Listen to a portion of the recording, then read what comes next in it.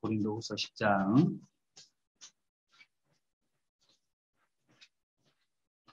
12절을 찾겠습니다. 12절.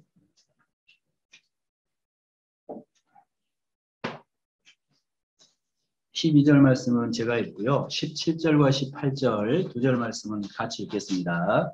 12절부터 제가 읽겠습니다. 우리가 어떤 자기를 칭찬하는 자로 더불어 감히 짝하며 비교할 수 없노라. 그러나 저희가 자기로서 자기를 헤아리고 자기로서 자기를 비교하니 지혜가 없도다. 17절, 18절은 같이 읽겠습니다. 자랑하는 자는 주 안에서 자랑할지니라. 옳다 인정함을 받는 자는 자기를 칭찬하는 자가 아니요 오직 주께서 칭찬하시는 자니라.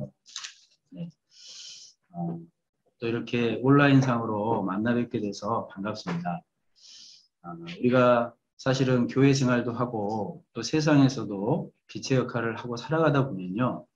때로 오해받을 일이 많고 또 교회 안에서 봉사를 하다 보면 나 혼자 하는 것 같은 때도 많잖아요. 그렇죠? 다 같이 했으면 좋겠는데 마치 나 혼자 일을 하는 것 같고 그러한 어려움을 겪을 때가 많습니다.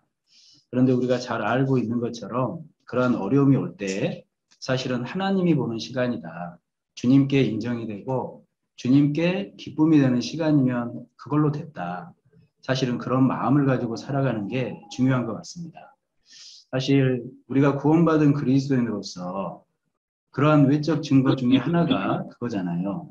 사람에게 인정이 아니고 하나님께, 나를 구원해 주신 우리 주님께 인정이 되고 우리 주님께 기쁨이 되는 삶이면 그만이다. 사실은 그것이 그리스도인들이 품어야 되는 귀한 마음이다 싶습니다. 그래서 오늘은 주께 인정받는 자라는 주제로 하나님 앞에 인정받아야 될 것이 무엇인지 좀 간단하게 몇 가지를 생각을 해보면 좋을 것 같습니다.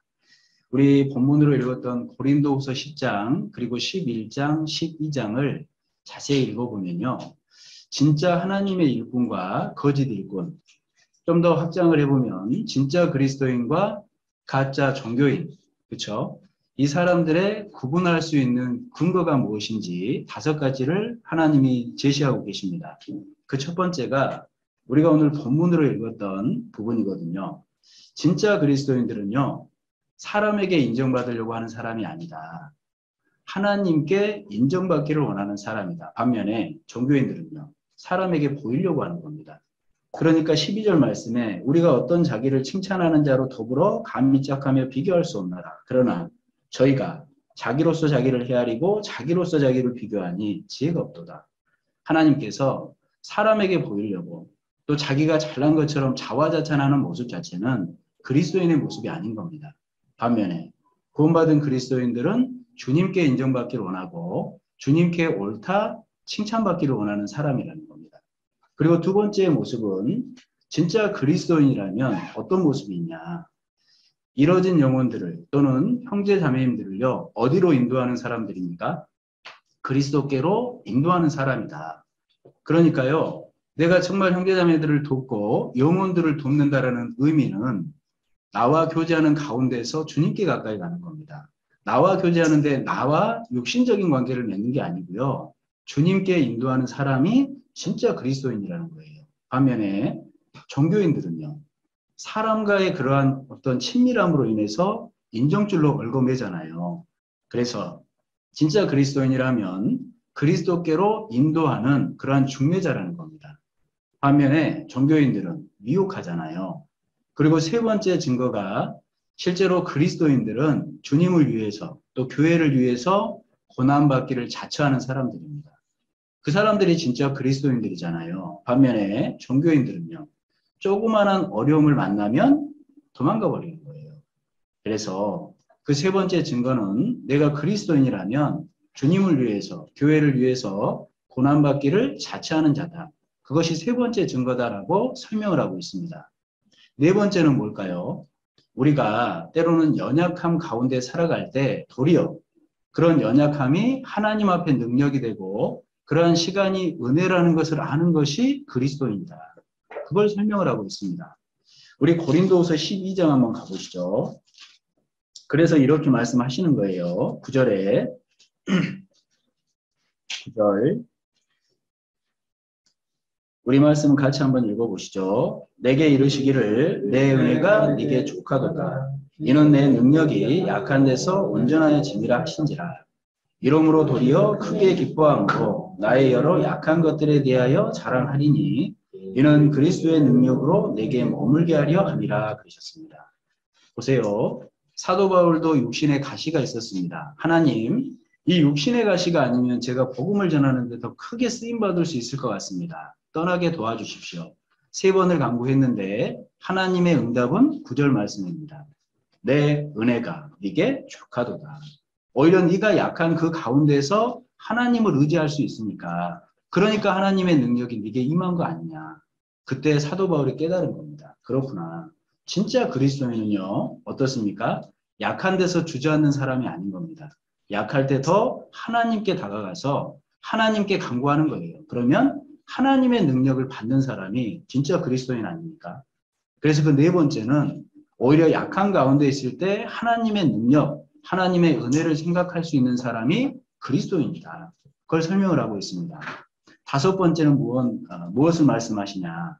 실제로 진짜 그리스도인과 가짜 모습은요. 다른 게 없는 겁니다. 생명이잖아요. 생명. 우리 12절도 봐보시죠. 찾아놓으셨으니까요. 12절 말씀도 제가 한번 읽어보겠습니다. 12장 12절입니다. 사도에 표된 것은 내가 너희 가운데서 모든 참음과 표적과 기사와 능력을 행한 것이라 이렇게 말씀하셨습니다.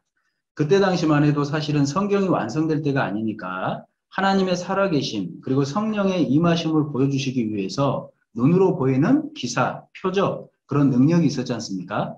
그런데 우리 때는요. 우리 땐 더 이상 그런 능력, 그런 기사, 그런 이적이 필요 없어요. 왜요? 성경이 있잖아요. 성경에 모든 것이 드러나 있지 않습니까? 그래서 이 성경을 통해서 진짜 교회는요, 진짜 그리스도인은요, 생명이 드러난다는 겁니다.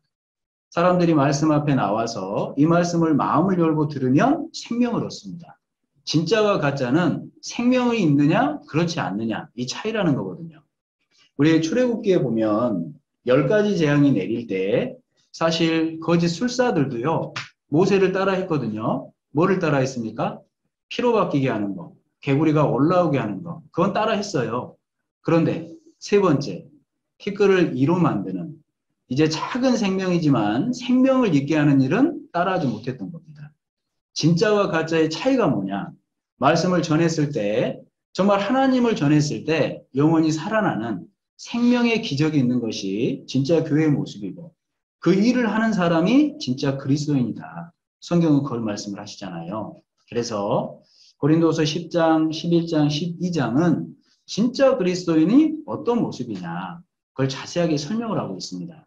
그중에 오늘 한 가지 생각을 해볼 것은 정말 그리스도인이라면 사람에게 인정받으려고 하는 게 아니라 사람에게 칭찬받으려고 하는 게 아니라 누구에게 인정받기를 원한다고요? 주님께. 누구에게 칭찬받기를 원해요? 주님께. 그렇죠? 옳다 인정함을 받는 자는 자기를 칭찬하는 자가 아니요. 주님께 인정함을 받는 자다. 주님께 칭찬함을 받는 자다. 그렇게 분명히 말씀을 하고 있습니다. 그래서 오늘 우리가 주께 인정함을 받는 자라는 주제로 생각을 해볼 건데 정말로 그 주님께 인정함을 받는다라는 게 무엇인지 4가지를 좀 생각을 해볼 거예요. 첫 번째, 우리가 구원받고 신앙생활을 하는데 가장 주님께 인정받아야 될 게 뭘까요? 먼저는 구원과 관련된 믿음일 겁니다. 사실 그것 빼고 얘기할 게 없잖아요. 그리스도인들에게. 그래서 정말 내가 갖고 있는 이 구원에 대한 믿음이 주님께 인정받는 믿음인지 좀 생각을 해볼까 합니다. 주님께 인정받는 믿음이 무엇이냐? 로마서 4장에 자세히 설명을 해놓으셨죠. 한번 가보시죠. 로마서 4장. 로마서 4장 4절부터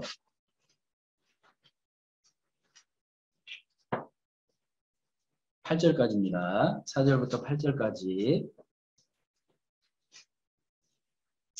예, 제가 읽겠습니다. 일하는 자에게는 그 삭을 은혜로 여기지 아니하고 빛으로 여기거니와 이를 아니할지라도 경건치 아니한 자를 의롭다 하시는 이를 믿는 자에게는 그의 믿음을 의로 여기시나니 이러한 것이 없이 하나님께 의로 여기심을 받는 사람의 행복에 대하여 다윗의 말한 바 그 불법을 사하심을 받고 그 죄를 가리우심을 받는 자는 복이 있고 주께서 그 죄를 인정치 아니하실 사람은 복이 있도담과 같으니라 그러셨습니다. 그러니까 우리가 구원받은 이 진리에 대해서 로마서 4장 4절로 8절은 자세히 설명을 하고 있습니다. 은혜라는 거거든요. 어떤 사람이 한 달 동안 열심히 일을 했습니다. 그리고 월급을 받는다. 그건 은혜가 아니잖아요. 한 일에 대한 마땅한 삭시입니다. 반면에 아무것도 하지 않았는데 월급을 줬어요. 그게 바로 은혜지 않습니까? 우리가 받은 구원이 그런 은혜 아니냐. 그런데 그 은혜가 무엇인지 그 이후에 설명을 하고 있습니다. 다른 게 아니죠. 우리는 죄인으로 태어나서 죄밖에 짓고 산 게 없는데 예수 그리스도의 보혈의 공로로 태어났을 때부터 죽을 때까지의 모든 죄를 그 보혈의 공로로 가려주신 겁니다. 그 사실을 믿고 하나님 앞에 서면 이제 하나님은 뭘 보신다는 얘기입니까?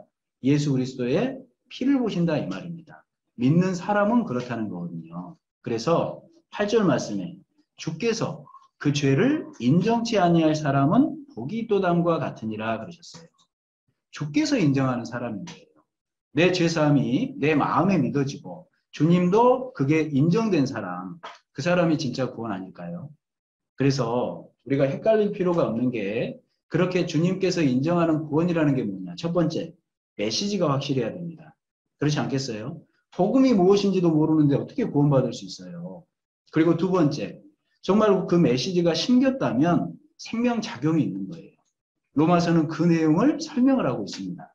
한번 생각해 봅시다.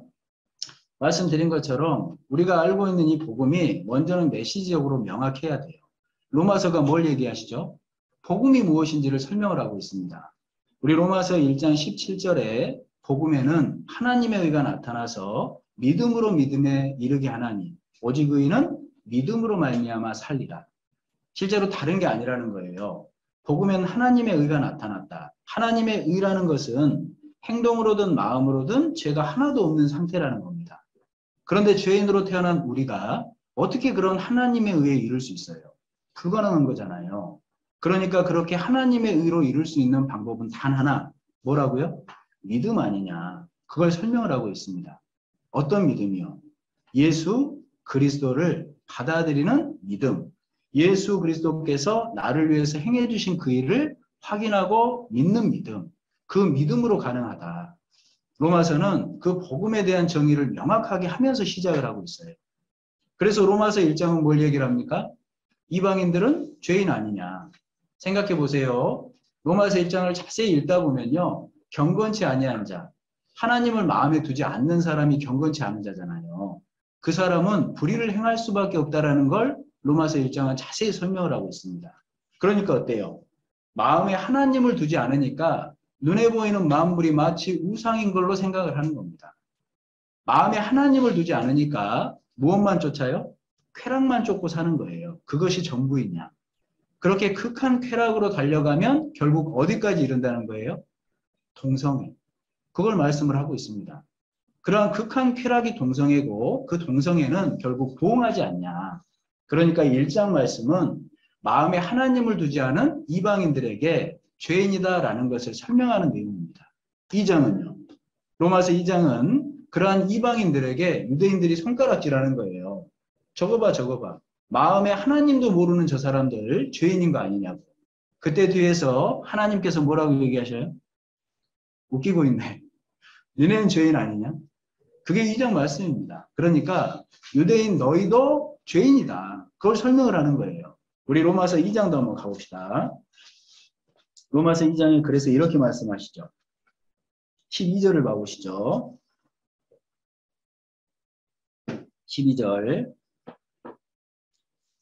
12절은 제가 읽겠습니다. 무릇 율법 없이 범죄한 자는 또한 율법 없이 망하고 무릇 율법이 있고 범죄한 자는 율법으로 말미암아 심판을 받으리라 그랬습니다.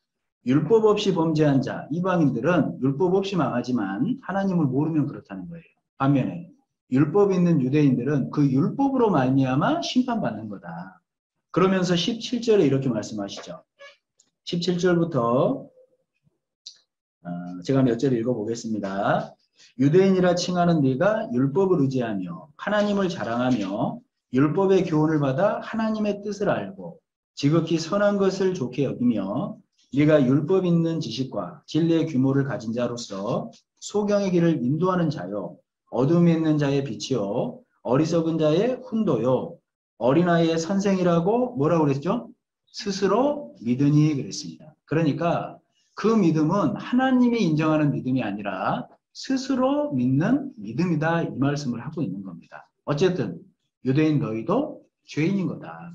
그 말씀을 로마서 2장에서 설명을 하는 겁니다. 그러면서 로마서 3장에 넘어가서 뭐라고 얘기를 합니까? 그러니까 유대인이나 헬라인이나 모두 심판 아래 갇힌 거다. 저주 아래 있는 거다. 죄인이기 때문에 그렇다라는 걸 설명을 하고 있잖아요.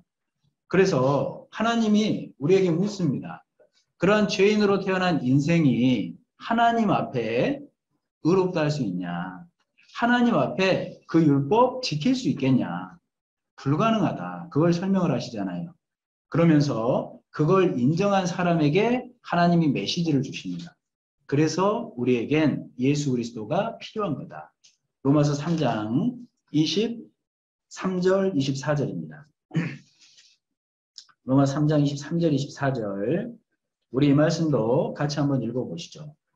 모든 사람이 죄를 범하였음에 하나님의 영광에 이르지 못하더니 그리스도 예수 안에 있는 구속으로 말미암아 하나님의 은혜로 값없이 의롭다 하심을 얻은 자 되었느니라 그랬습니다. 어떠세요? 로마서 1장, 2장, 3장은 복음이 무엇인지 정말 그 예수 그리스도를 통해 구원받는 메시지가 무엇인지 명확히 설명을 하고 계십니다. 뿐만 아니라 4장은 그렇게 복음을 통해서 구원받은 구약의 아브라함과 다윗을 들어서 구원받은 사람이 이러한 메시지를 갖고 있어야 되는 거다라는 것을 설명을 하고 있지 않습니까? 그러면 제가 하나 여쭤볼게요. 정말로 메시지만으로 이 구원이 가능한 걸까요? 메시지만 명확하다고 구원일까요? 우리 주변에 보면요. 나 교회 다녀. 예수 그리스도가 내 모든 죄 용서해 주셨어. 사실은 그 얘기 하시는 분들 많아요. 그래서 우리가 헷갈릴 때가 있잖아요. 그렇게 말만 한다고 그게 구원일까요? 그렇지 않습니다. 분명한 구원은요. 메시지와 성령의 역사라는 거예요. 잠언 1장 가보시죠. 잠언 1장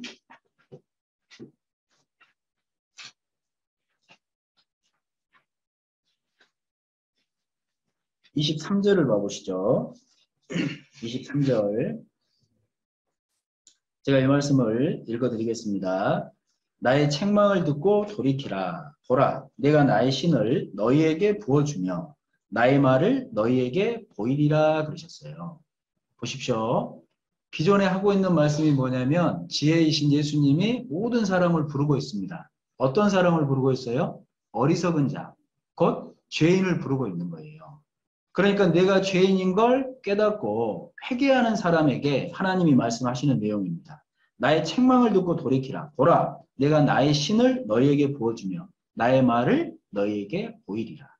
그러니까 우리의 구원은 메시지만으로 되는 것도 아니고 그리고 신비주의도 아니다. 결국 하나님의 말씀, 이 복음을 통해 확인하고 성령의 역사로 내 마음속에 믿어져야 되는 것이다. 나의 신, 나의 말. 이렇게 설명을 하고 있는 겁니다. 그래서요.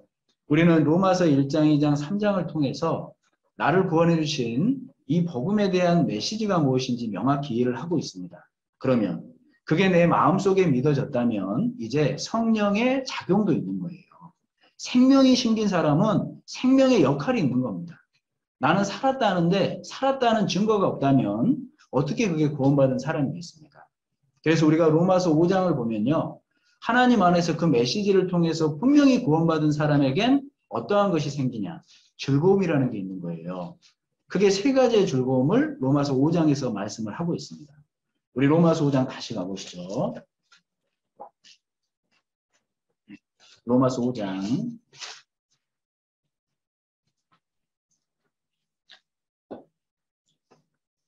2절 말씀을 먼저 보시겠습니다. 그 첫 번째 즐거움입니다.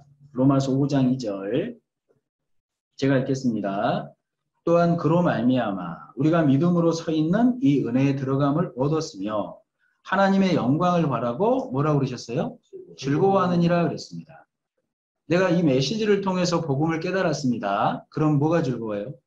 나는 언제 죽어도 천국 가는 거예요. 그것처럼 기가 막힌 일이 어디 있겠냐 이 말입니다. 사실 우리는 구원 하나만으로도 기가 막혀야 할 사람들인 거예요.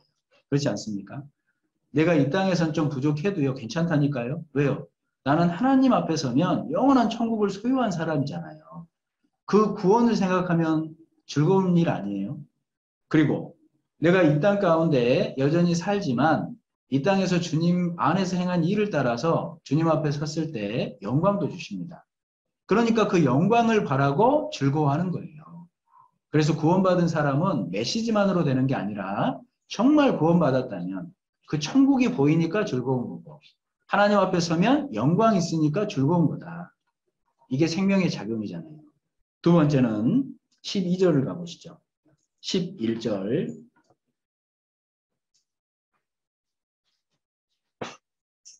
11절 말씀도 제가 읽겠습니다. 이뿐 아니라 이제 우리로 화목을 얻게 하신 우리 주 예수 그리스도로 말미암아 하나님 안에서 또한 즐거워하느니라 그랬습니다. 어디서요? 하나님 안에서. 하나님 안이 어디입니까? 교회잖아요. 주님의 몸된 교회 가운데 함께 즐거워할 수 있는 것이 우리 그리스도인이다. 내가 메시지로만 깨달은 게 아니라 정말 믿는 무리 안에서 즐거움을 찾을 수 있는 사람이 그리스도인이다. 그 말씀을 하는 겁니다. 그런데 나는 이렇게 교회에 오는 게 부담인데요. 나는 교회에 오는 게 그렇게 즐겁지 않은데요. 그럼 나는 구원 아닌가요? 그렇진 않죠. 우린 육신을 갖고 있어요. 그러니까 처음부터 그렇게 즐겁다 그러면 사실 뭐 좋겠지만 그런 어려움이 있을 수 있습니다. 하지만 내가 마음을 열고 주님께 나오는 양 그렇게 습관이 들리면요. 주님이 분명히 즐거움을 주십니다. 왜요? 생명이 있기 때문에 그래요. 그래서 그 두 번째 즐거움은 주님 안에서 함께 교제할 때 마땅히 즐거움이라는 게 있다. 그게 생명작용이라니까요. 그리고 세 번째로 3절과 4절도 봐보시죠. 3절, 4절 역시 제가 읽겠습니다. 다만 이뿐 아니라 우리가 환난 중에도 즐거워하나니 이는 환난은 인내를, 인내는 연단을, 연단은 소망을 이루는 줄 알미로다 그랬습니다. 뭐 중에 즐거워한다고요? 환난 중에도 즐거워한다. 왜요? 고난이라는 건 사실 쉬운 게 아닙니다. 하지만 고난을 내가 그 시간 안에서 주님께 더 가까이 하다 보면요. 어떤 게 보이죠? 그 안에서 단련이 되어가요. 단련이 되어가면 뭐가 보여요? 소망이 보여요. 그러니까 그리스도인들은 고난 가운데 주님을 더 가까이 하고 말씀을 더 가까이 하면 소망이 밝게 보입니다. 내가 이 땅에서는 어려운 시간들이지만 이 시간을 이겨냈을 때 하나님이 주실 영광이 있지. 그러한 소망이 밝게 보이기 때문에 어떨 수 있어요? 즐거워할 수 있다. 그렇게 말씀을 하시는 겁니다. 그래서 먼저는 로마서가 실제로 우리에게 복음이 무엇인지 메시지, 나의 말을 보여주셨죠? 그리고 그렇게 이 복음을 받아들인 사람, 그 복음이 마음에 심긴 사람은 로마서 5장 말씀처럼 그렇게 생명작용이 있다는 거예요. 구원 받았으니까 즐겁고, 하나님 앞에 서면 영광 받으니까 즐겁고, 하나님 안에서 같은 믿음을 갖고 있는 우리 형제자매들과 함께 있으니까 즐겁고, 때로는 고난이라는 시간도 있지만 그 고난이 결국 소망을 밝게 보게 해주니까 그 시간마저도 즐겁고, 이게 그리스도인들의 마음 아닙니까? 이게 살았다는 증거 아닙니까? 그래서 정말 내가 먼저는 복음에 대한 메시지, 나의 말이 분명하고 그 말이 내 마음에 심김으로 그러한 생명작용이 있는 사람, 그 사람이 주께 인정함을 받은 그 구원에 대한 믿음을 가진 사람이라는 겁니다. 그래서 말만 하고요. 정말 그러한 생명작용이 없으면 생각을 해봐야겠죠. 어떤 사람은 복음이 무엇인지 메시지도 명확하지 않아요. 그게 어떻게 구원이 될 수 있겠습니까? 그래서 우리가 말만 잘한다고 해서 되는 것도 아니고 그렇다고 그 메시지가 불명확한데 구원이라고 하는 것도 아닙니다. 말과 신, 복음과 성령의 역사, 그것이 바로 주님께서 인정하는 구원에 대한 믿음이다. 그걸 먼저 우리는 명확히 할 필요가 있을 겁니다. 그리고 두 번째로는요.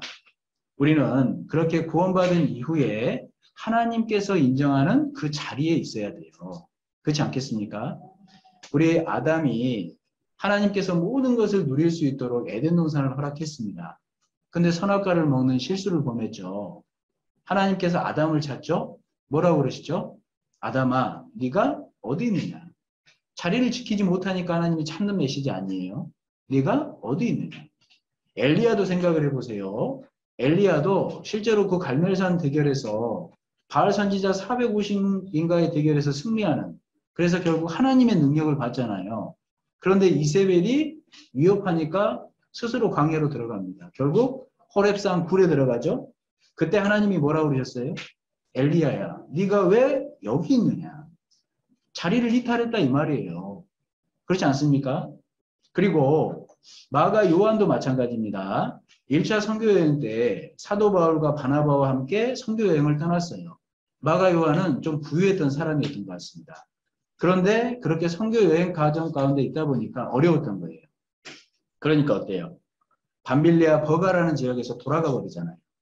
그때 사도행전 13장에 이 마가 요한이 밤빌리아 버가에서 사도 바울과 이 일행을 떠나서 예루살렘으로 돌아갔다. 이렇게 말씀을 하셔요. 마땅히 있어야 될 자리가 있는데 떠나버렸다 이 말입니다. 데마도 마찬가지죠. 처음엔 사도 바울과 함께 복음을 위해서 얼마나 열심히 살았습니까? 그런데 시간이 가면 갈수록 비난하는 소리도 들리고 시간이 가면 갈수록 세상도 마음에 들어오니까 어떻습니까? 데마는 이 세상을 사랑하여 나를 버리고 데살로니카로 갔고 마땅히 있어야 될 자리가 있는데 사도 바울을 버리고 세상으로 가버린 거예요. 그래서 이러한 메시지들을 한번 생각해 보세요. 하나님께서 우리에게도 마찬가지입니다. 하나님이 인정하시는 자리라는 게 있는 거예요. 하나님께서 기뻐 보시는 자리라는 게 있는 거예요. 내가 그 자리를 지키지 않으면 나에게도 묻지 않으실까요? 네가 어디 있느냐? 네가 왜 여기 있느냐? 왜 네가 나를 떠났느냐? 정말 하나님께서 그 자리를 지키시기를 원하는 하나님의 메시지일 겁니다.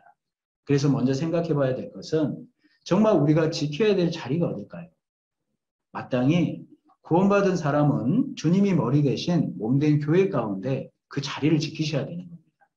그래서 우리가 지난 수요 말씀에도 시편 84편을 배웠잖아요. 그렇죠?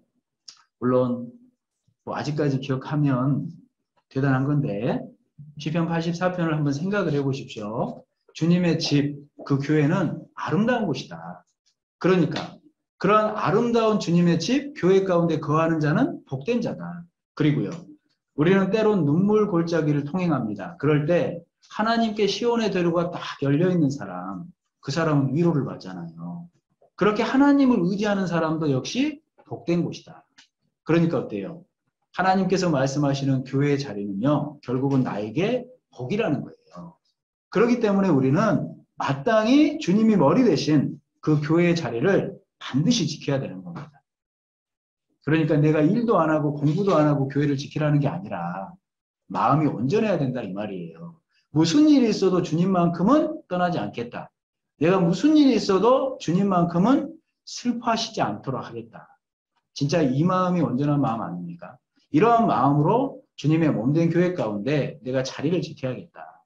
이렇게 신앙생활 해야 되는 거 아니냐 이 말이에요. 그리고요. 우리는 마땅히 사랑의 자리를 지켜야 돼요. 주님께서도 나를 사랑해 주심으로 십자가상에서 피참하게 죽어주셨는데 그리고 나를 사랑해 주셨는데 우리도 마땅히 그 자리를 지켜야 되지 않겠습니까? 하나님께서 말씀하셨습니다. 내가 새 계명을 너희에게 주노니 너희가 서로 사랑하라. 내가 너희를 사랑한 것 같이 너희도 서로 사랑하라.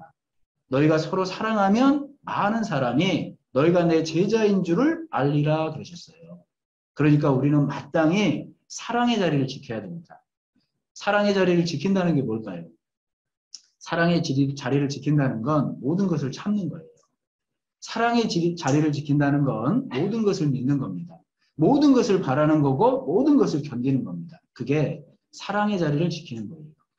고린도전서 13장 7절 말씀이잖아요. 사랑은 모든 것을 참으며 모든 것을 믿으며 모든 것을 견디며 모든 것을 바라느니라 그러셨습니다.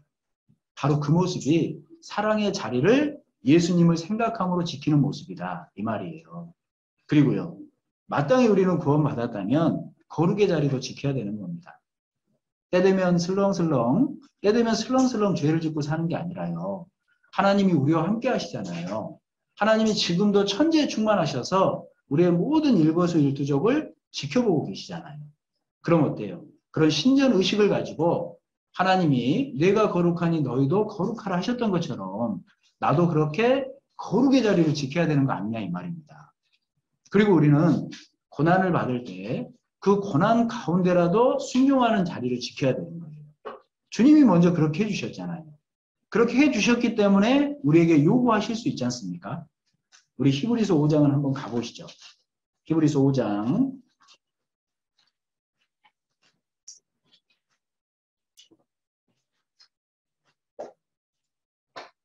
7절부터 9절까지 제가 읽어보겠습니다. 히브리서 5장 7절부터입니다. 그는 육체에 계실 때에 자기를 죽음에서 능히 구원하실 이에게 심한 통곡과 눈물로 간구와 소원을 올렸고 그의 경외하심을 인하여 들으심을 얻었느니라. 8절 9절은 같이 한번 읽어보시죠. 그가 아들이시라도 받으신 고난으로 순종함을 배워서 온전하게 되었은즉 자기를 순종하는 모든 자에게 영원한 구원의 근원이 되시고 그러셨습니다. 예수님께서도요. 말할 수 없는 극한 고난에서 순종해 주신 거예요. 나 살리시려고. 그리고 그 고난 가운데 순종함으로 이제는요. 그 예수님께 순종하는 자에게 영원한 구원의 근원이 되셨다. 분명히 설명하고 계시잖아요. 그렇기 때문에 구원받은 우리에게도 하나님은 당당히 요구하실 수 있습니다. 어떻게 해요?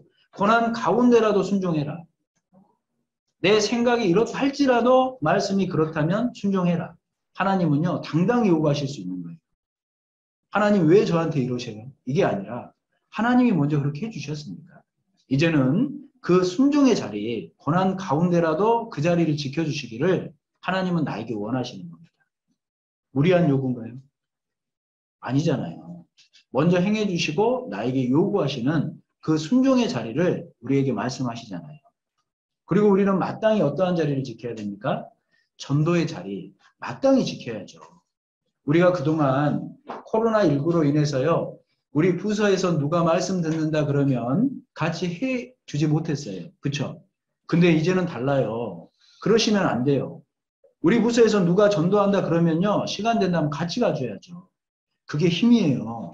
정말 옛날에는 그런 힘이 많았습니다. 그러니까 제가 청년에 있을 때는요. 어쩔 때는 정말 몇 달 내내 말씀 들었던 때가 있어요. 왜냐하면 청년의 형제님 누가 전도한다. 자매님 누가 전도한다. 그러면요. 모른 척하지 않았어요. 어떻게 해요? 다 교회로 오는 거예요. 저녁에.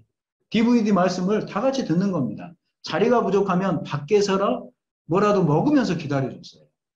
그게 전도의 자리 아니에요. 그게 우리의 힘 아니에요. 우리는 이제 그렇게 해야 돼요. 지금까지는 코로나 때문에 그러지 못했다 할지라도 우리는 이제부터는 누가 말씀 듣는다면 기도합니다. 물론 그것도 귀한 모습이지만 함께 하는 겁니다. 시간이 된다면, 가능하다면 내가 정말 물질을 가지고서라도 그리고 내가 정말 그 영혼이 좋아하는 무언가를 준비해서라도 그 전도의 자리를 함께 지켜주는 거예요. 그게 힘이잖아요. 그게 우리가 사는 목적이잖아요. 그런데 그 자리를 지키지 않는다는 건 하나님께서 나를 찾는다는 거예요. 그렇게 우리 부서에서 누군가 말씀을 듣는데 나는 육신의 편안함을 즐기고 있어요. 그때 하나님이 뭐라고요? 네가 어디 있느냐? 네가 왜 여기 있느냐? 하나님은 우리에게 지켜줄 자리가 있고 그 자리를 늘 지키기를 원하시는 거예요. 그 자리에 있을 때 하나님께 인정함을 받는 겁니다. 그 자리에 있을 때 하나님께 칭찬함을 받는 거예요. 우리 그렇게 살아야 되지 않아요? 그리고 세 번째로는 우리가 교회 가운데 그 자리를 지킬 때에도요. 하나님이 인정하시는 믿음을 가지고 그 자리를 지켜야 되는 겁니다. 내 마음대로가 아니라 어떤 믿음일까요? 판단하는 믿음이 아닌 거예요. 우리는 서로 판단하라고 교회를 허락하신 게 아니잖아요. 그렇죠? 서로 붙들어 주라고 허락하신 교회인 겁니다. 그리고요. 믿음의 분량대로 최선을 다해서 주님을 섬기면 되는 거예요. 그게 로마서 14장 내용이거든요. 한번 가보시죠. 로마서 14장 하나님이 인정하시는 그 자리 가운데 하나님이 인정하시는 믿음의 모습으로 자리를 지키는 것도 중요하다 이 말입니다. 로마서 14장 1절입니다. 제가 몇 절 한번 읽어보죠.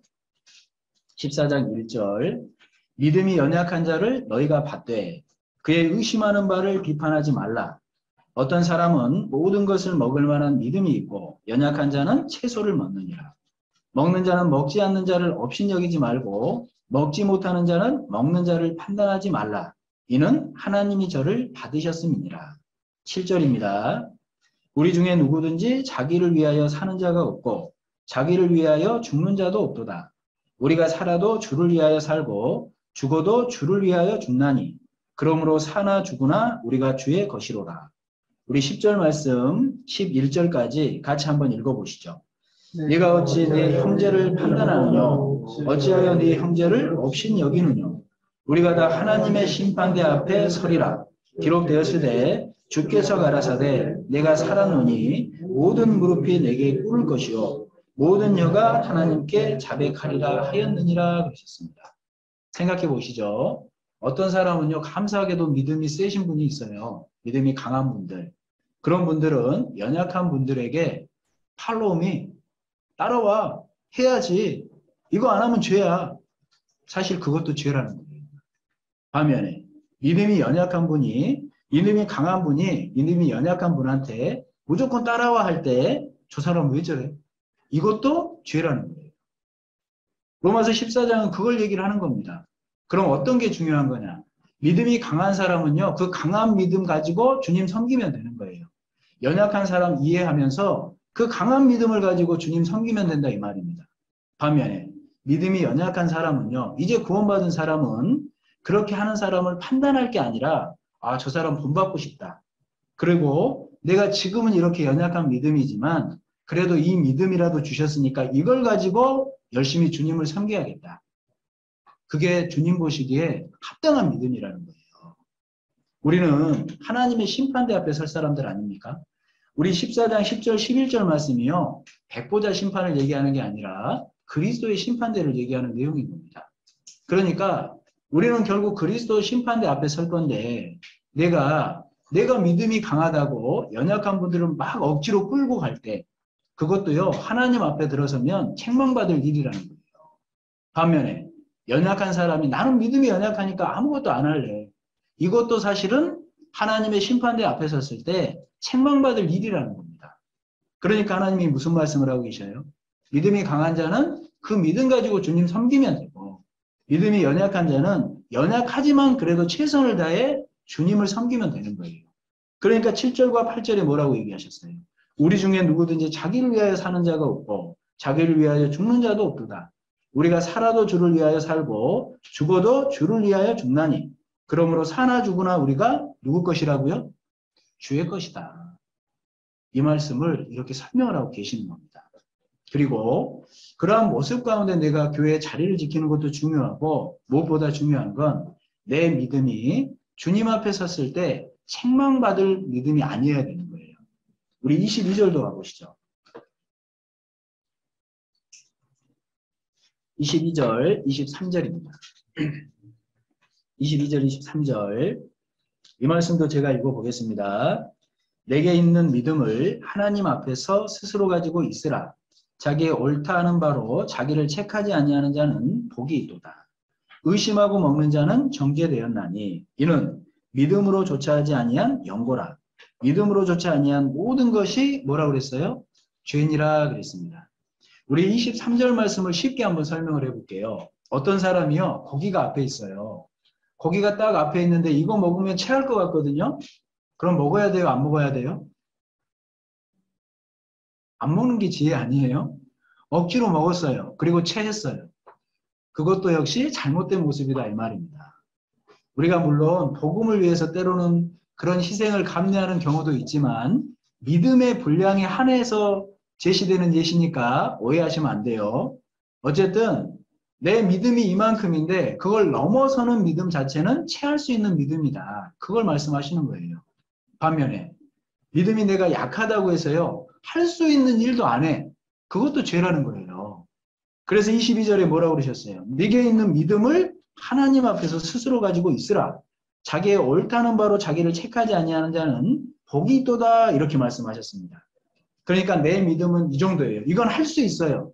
그렇게 마음을 가지고 행하는 사람, 그래서 하나님 보시기에 이러한 마음을 책하지 않을 것 같다. 양심에 걸림이 없는 사람, 그 믿음을 말씀을 하시는 겁니다. 좀 어렵나요? 어렵지 않죠? 네. 믿음의 분량이에요, 결국. 하나님 보시기에 합당하면 괜찮다 이 말이에요. 그래서 실제로 우리가 그 자리를 지킬 때 내가 오래됐다고, 내가 믿음이 강하다고 연약한 사람들을 함부로 판단해서는 안 됩니다. 정말 그 사람들이 할 수 없는 일을 같이 무조건 해야 된다고 따라오라고 그래서도 안 되는 거예요. 그것도 하나님 보시기에 죄라니까요. 반면에 믿음이 연약하신 분은요. 그런 분들을 정말 마음의 본으로 삼고 나도 하나님 저런 믿음 가질 수 있도록 도와주세요. 하지만 지금은 연약하지만 그래도 내가 할 수 있는 최선을 다해 주님을 좀 섬겨보겠습니다. 그런 마음을 갖고 있는 게 하나님 앞에 합당한 마음이다 이 말입니다. 나는 믿음이 어리니까요. 나는 약하니까요. 안 할래요. 이것도 하나님 보시기에 죄라는 거예요. 어떻게 그런 마음이 합당하겠습니까? 그래서 하나님께서 인정하시는 그 자리에서 하나님이 보시는 합당한 믿음을 가지고 지키는 것. 그게 주님이 인정하시는 믿음이다 이 말입니다. 그리고 마지막 하나만 더 생각해 봅시다. 우리가 구원받은 이후에 우리는 평탄한 길만 걷는 게 아니고 고난의 길도 걷습니다. 고난의 길을 걸을 때 그때 정말 주님이 인정해 주시기를 원하셔야 돼요. 우리 로마서 16장 가보시죠. 16장 10절입니다. 로마서 16장 10절. 제가 이 말씀도 한번 읽어보겠습니다. 그리스도 안에서 인정함을 받은 아벨레에게 문안하라. 보십시오. 그리스도 안에서 뭐라고요? 인정함을 받은 아벨레 그랬잖아요. 이 아벨레라는 사람이 삶 가운데 어려움이 되게 많았던 것 같아요. 그런데 그러한 어려움 안에서 주님을 의지함으로 그 고난을 이겨낸 겁니다. 그러니까 뭐라고요? 그리스도 안에서 인정함을 받았다. 이렇게 설명을 하시잖아요. 정말 귀한 이름 아닐까요? 우리 욥이라는 사람도 마찬가지죠. 욥이라는 사람도 재산 잃고 자식들 잃고 자기 몸에 욕창까지 들었지만 하나님 앞에 순전함을 지켰습니다. 그러한 고난을 그래도 하나님 생각함으로 하나님이 인정하는 믿음을 가지고 이겨내니까 하나님이 인정하실 뿐 아니라 뭐라고 그러셨어요? 복도 주셨잖아요. 우리 야고보서 가보시죠. 야고보서 4장 10절 11절입니다. 야고보서 4장 10절 11절 우리 말씀을 찾으셨으면 같이 한번 읽어보시죠. 형제들아 주의 이름으로 말한 야고보서 5장이네요. 죄송합니다. 네. 졸릴 시간이라 야고보서 5장 10절 11절 같이 읽겠습니다. 형제들아 주의 이름으로 말한 선지자들로 고난과 오래 참음의 본을 삼으라. 보라 인내하는 자를 우리가 복되다 하나니 너희가 욥의 인내를 들었고 주께서 주신 결말을 보았거니와 주는 가장 자비하시고 긍휼히 여기시는 자신이라 하셨습니다. 보십시오. 아벨레도 그리스도 안에서 인정함을 받았고 어려운 시간 가운데 말입니다. 욥도 그러한 고난 가운데 인내로서 하나님을 기쁘시게 한 거예요. 그 고난 가운데 주님이 인정하시는 믿음을 가지고 그 시간을 통과한 겁니다. 그러니까 그 주신 결말이 너희들 보지 않았냐. 하나님은요. 예전의 법칙 다르고 지금의 법칙을 다르게 운행하시는 분이 아니십니다. 예전과 지금이 동일한 말씀의 법칙으로 동일한 신앙의 법칙으로 운영하시는 분이셔요. 욥에게 그랬다면 아벨레에게 그 고난의 시간을 통과했을 때 인정함을 받았다면 우리도 마찬가지 아니겠습니까?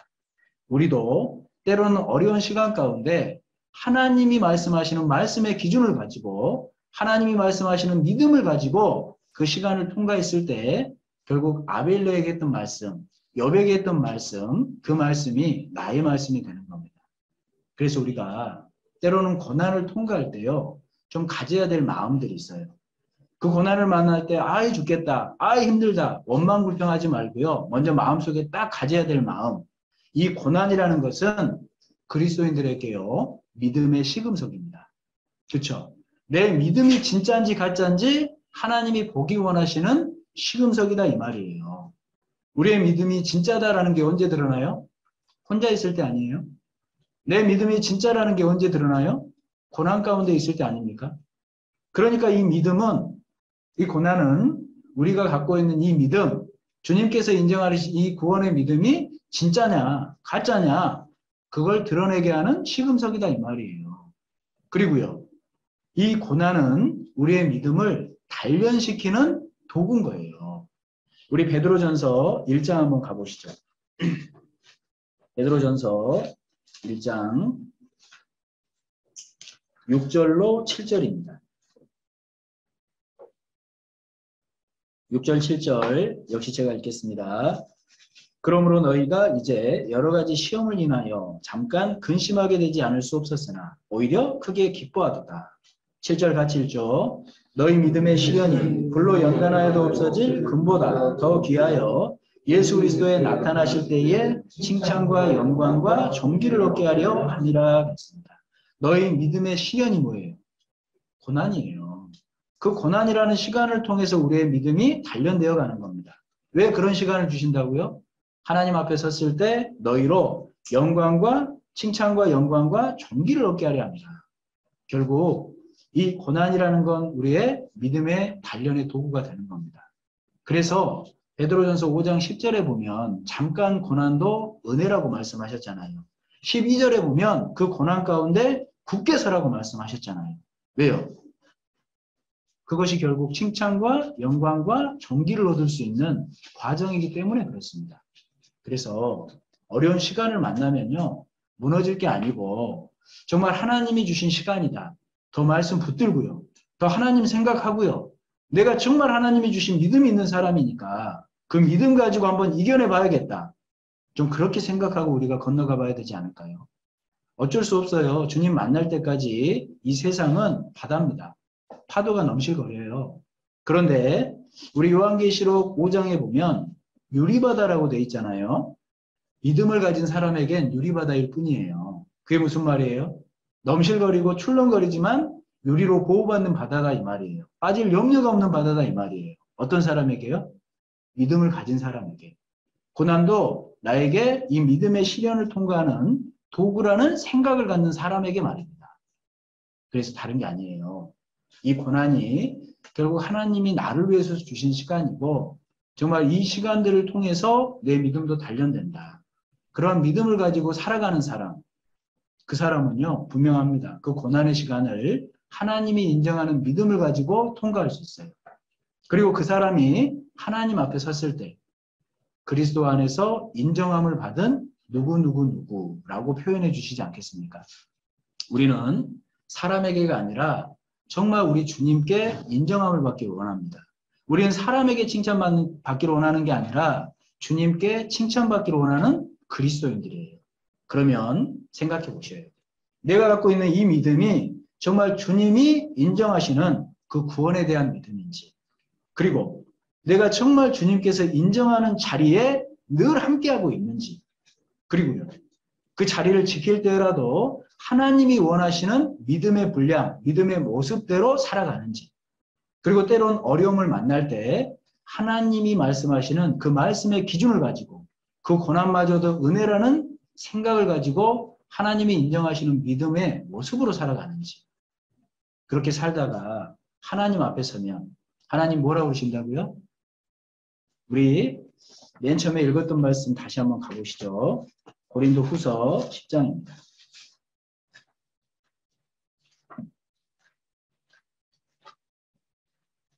고린도 후서 10장 17절로 18절. 진짜 그리스도인은 이런 사람들입니다. 우리 말씀 다시 한번 같이 읽어보시죠. 자랑하는 자는 주 안에서 자랑할지니라. 옳다 인정함을 받는 자는 자기를 칭찬하는 자가 아니요 오직 주께서 칭찬하시는 자니라 그랬습니다. 오직 주께서 칭찬하시는 자, 오직 주께서 인정하는 그리스도인, 바로 그 사람이 내가 돼야겠다. 말씀의 기준을 가지고 우리가 힘있게 살다가 잠깐 오면 주님 오시잖아요. 주님 앞에 인정받는 모습으로, 주님께 칭찬받는 모습으로 영광 앞에 우리 모두가 설 수 있기를 원합니다. 기도하고 마치겠습니다. 사랑과 은혜가 많으신 고마우신 주님, 오늘 저희들에게 귀한 말씀을 통해서 사람에게가 아니고 오직 우리 주님께 칭찬받는 모습, 또 우리 주님께 인정받는 모습이 무엇인지 알게 해주신 것 감사합니다. 우리가 갖고 있는 그 구원에 대한 믿음이 주님께서 인정하시는 믿음인지, 또 우리가 하나님이 원하시는 자리에 늘 지키고 있는지, 또 그 자리에 있다 할지라도 하나님이 말씀하시는 믿음의 분량 안에서 서로에게 거치는 것이 아니라 서로를 붙들어주는 귀한 믿음의 모습으로 사는지, 무엇보다 어려운 시간 가운데 하나님이 원하시는 모습대로 그 고난의 시간을 지나고 있는지, 우리 형제자매님들이 그 말씀의 기준을 가지고 어찌하든지 주님께 인정받는 모습으로 살다가 주님 앞에 섰을 때 잘했다 칭찬받는 귀한 삶이 될 수 있기를 간절히 원합니다. 이후에 부서별 교제도 우리가 더욱 하나님을 생각함으로, 말씀을 생각함으로 귀한 교제 시간 될 수 있도록 도와주시옵소서. 모든 기도 저희를 사랑하시는 우리 구주 예수님의 이름으로 감사하며 기도드렸습니다. 아멘.